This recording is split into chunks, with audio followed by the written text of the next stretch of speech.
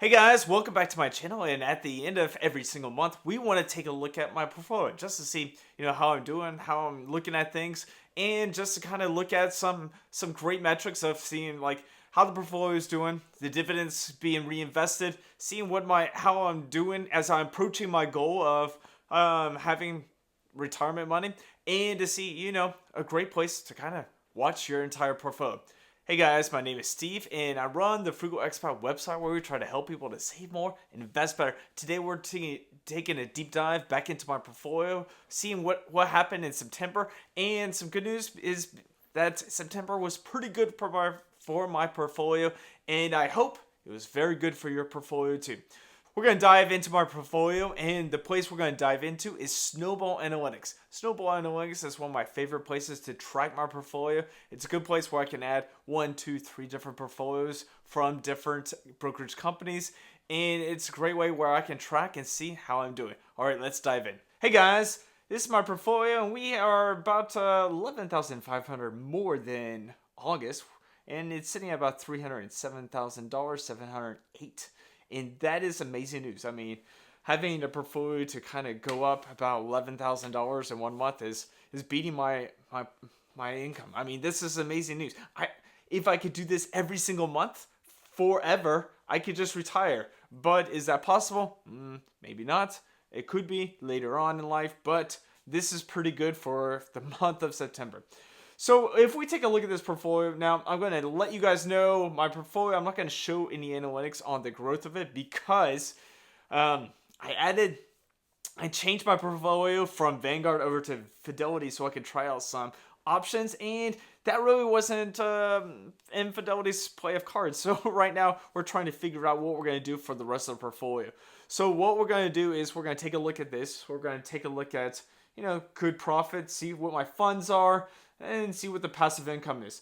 So as you can see, my portfolio is made up of funds. I mean, I have 10 different funds. We could take a look at these. We've got VTI, which makes up most of it.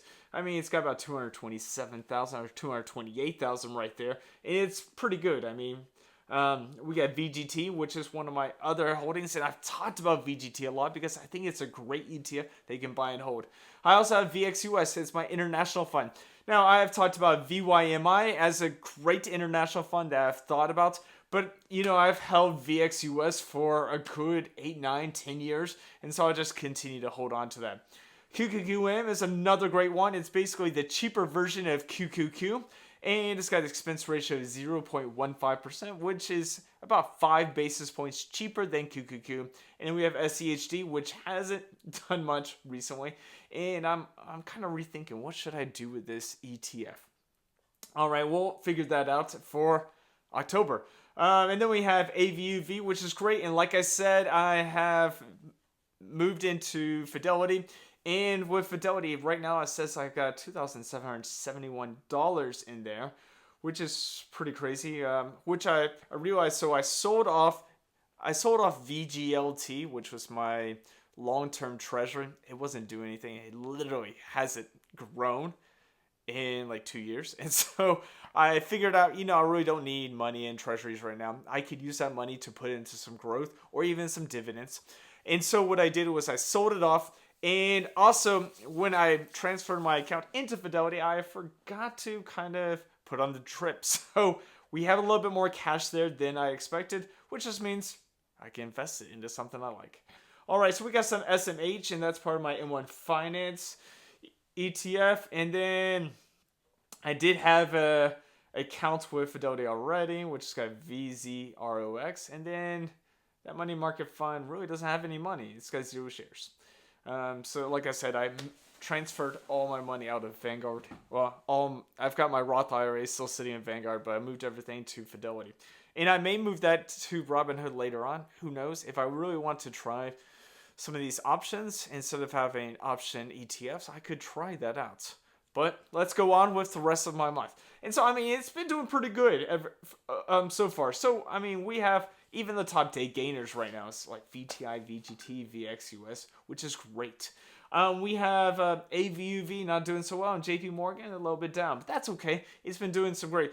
So we got some dividend payouts coming in. I mean, VTI is getting about 90 cents per share, which is a little bit under, maybe around $650 coming in tomorrow. And so that's great news. We're going to have a little bit of some SPACs going on. We got some NVIDIA coming out soon, JP Morgan, and then some TSM. Now, those are some things that are going on. Here's my goal right here. Let's click on more to see what's going on with it. So here's my goal. So originally, I put up a goal of having $1.5 million right here to be created, to have $1.5 million of today's value in the near future. So how can I achieve this? Now, it says I originally put down 23 years. Now, my goal says 22 years. That's because the market has been doing pretty good. And it says I'm going to be reinvesting about $600 per month. But I'm also, with that, I'm also saying I'm going to have an average return of 10%. That's how the S&P 500 has done it. And if I'm going to reinvest dividends, I'm going to adjust the goal. And then I'm going to increase those contributions by about 4%. Now, I put $600 because I thought that was like a conservative money. I've got about $300 going to my M1 Finance, and I got another $300 I can reinvest into this Fidelity fund. And any other money I'm going to put in, I mean, I put in anywhere between $600 to $2,000 per month, but it just depends on the month, depends on the income, depends on what my wife and I are deciding on and when we're going to buy a house or any other expenses. So we're trying to figure that out. And for inflation, I have it set at 3.5%, and that's why it says it takes 23 years. So we go down here, and we go down to the parameters over down here. We can see that different things are happening with this portfolio. So if we do $600 per month, that's about $7,200 per year, and that's how much it's going to increase. We're going to hit about $1 million in about 2036, which is pretty awesome. But that's $1 million in 2036 money instead of 2025 money. 2025 money at $1.5 million will hit about that in about 2047. And so that would be about $3.224 million. And when I put 23 years, that would be sitting at about $3.565 million. And when I said 23 years, I think I was 2048 is putting me at about, if I'm 38 now, 23 years, about maybe 51 years old, 52 years old. So we still have some time before that. But that's, that math is probably wrong. 23 years would be 61 and 62 years old. So sorry about that math. But yeah, about 62, 61 years old, I'm going to have enough money to retire. I mean, I could have enough money to retire in about 11 years. But it just depends on how my standard of living is going. If I have a mortgage, if I have more than 2 kids. I only have 1 kid right now, but I've got 1 coming in November. So I will have 2 kids. So, things can always change. And so that's why we take a look at portfolios and adjust our goals. That's why I have it at a conservative $600 for the contributions per month. All right, let's get down to some analytics of our dividends because, we want to see how everything's going. So right now we've got a yield of about 1.17% with a yield on cost of about 1.19% yield on cost. And we're making about $3,585 annually with about $298, almost $300 monthly. So SPACs right now is the number 1. It's got a dividend yield of 3.8%, and it's a money market fund. It's just got the cash right there. SEHD is probably my second largest with a the dividend yield says 2.83%. That shouldn't be right. It's probably more likely sitting about 3.76%. But like I said, I've moved my accounts over, so maybe some numbers aren't as well. So we got AbbVie, we got VXUS, Aflac, JP Morgan, AVUV, TSM, and VTI. And we can see that VTI, let's move down this way.